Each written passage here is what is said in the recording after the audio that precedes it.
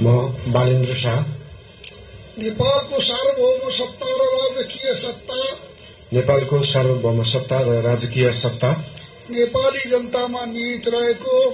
नेपाली जनतामा निहित रहेको नेपालको संविधान प्रति पूर्ण वफादार रही सत्यनिष्ठापूर्वक प्रतिज्ञा गर्दै ईश्वर, देश र जनताको नाममा शपथ लिन्छु कि प्रधानमन्त्री पदको जिम्मेवारी प्रचलित कानूनको पालना गरी मुलुक र जनताको भलो चिताई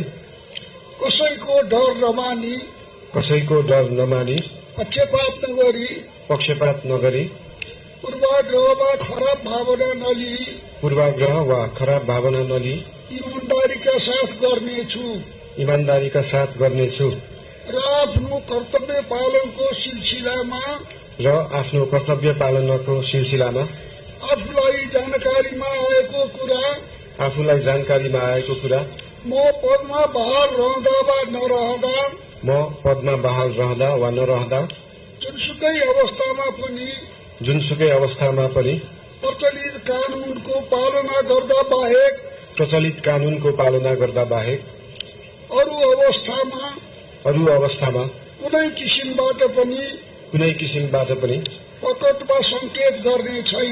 प्रकट वा संकेत गर्ने छैन। धन्यवाद। यसपछि